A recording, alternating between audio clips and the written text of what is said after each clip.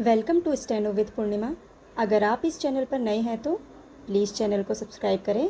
यहाँ आपको daily stenography dictation practice provide की जाती है। चलिए शुरू करते हैं। डिक्टेशन 80 वर्ड पर मिनट की स्पीड से बोली जाएगी। डिक्टेशन 5 सेकंड बाद स्टार्ट होगी।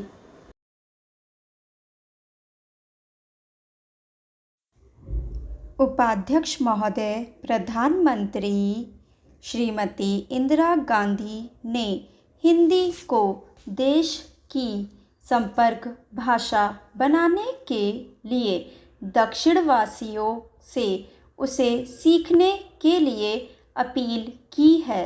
दक्षिण में एक ऐसा वर्ग हो सकता है और है जो राजनीतिक कारणों से उसे सिखाना चाहता हो और जो उसके प्रचार प्रसार में बाधक बन रहा हो, किंतु इस संबंध में दोहराए नहीं हो सकती कि यदि देश को एकता के सूत्र में बांधना हो तो उसके लिए एक संपर्क भाषा सबसे मजबूत एवं प्रभावशाली सूत्र हो सकता है और वह संपर्क भाषा सबसे अच्छी केवल हिंदी हो सकती है।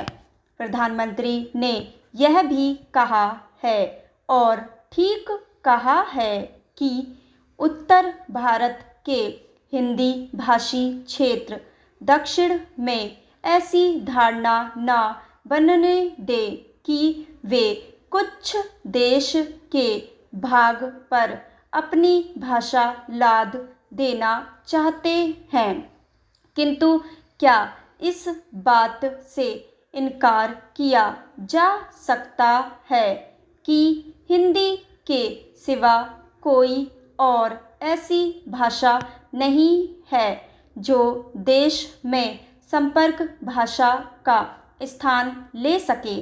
दक्षिण के राज्यों में अपनी भाषा के प्रति मोह हो सकता है, किंतु हिंदी के संपर्क भाषा के रूप में पनपने पर उनकी भाषाओं को कई हानि नहीं पहुँचेगी और उसका एक बहुत बड़ा लाभ यह होगा कि उत्तर दक्षिण पहले की अपेक्षा बहुत निकट आ सकेंगे।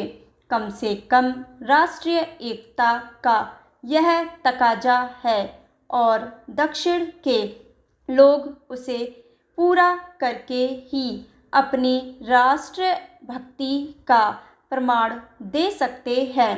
इसलिए प्रधानमंत्री को यह कहना पड़ा है कि देश में बहुत सी भाषाएं ज़रूर हैं, परंतु यह एक देश है और कोई इस बात से असहमत नहीं हो सकता है कि हमें ऐसी हर बात करनी चाहिए जिससे वह एकता मजबूत होती हो। हिंदी को संपर्क भाषा बनाने में योग देना ऐसी ही एक बात है।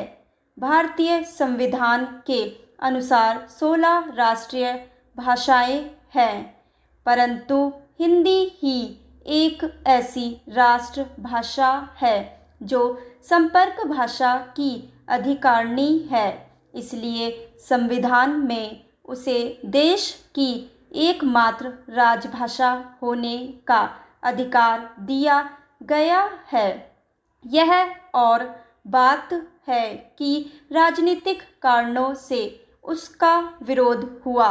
उसके खिलाफ तमिलनाडु में ज़बरदस्त हिंसात्मक आंदोलन हुए और कुछ लोग आत्मदाह करने पर तुल गए, पर इससे उसके अधिकार को खंडित नहीं किया जा सकता।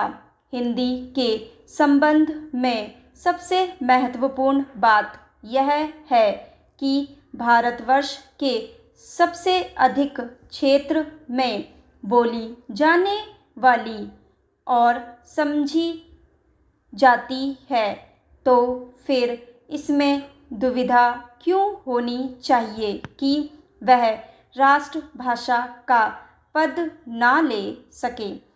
मेरे विचार में ऐसा करने पर ही राष्ट्र की एकता बनी रह सकती है। विदेशी भाषा कितनी भी अच्छी हो, वह हमेशा सबके लिए देश की राष्ट्रभाषा या संपर्क भाषा नहीं बन सकती। किसी भी राष्ट्र के लिए अपनी भाषा होना गौरव की बात ही नहीं, अनिवार्य भी है।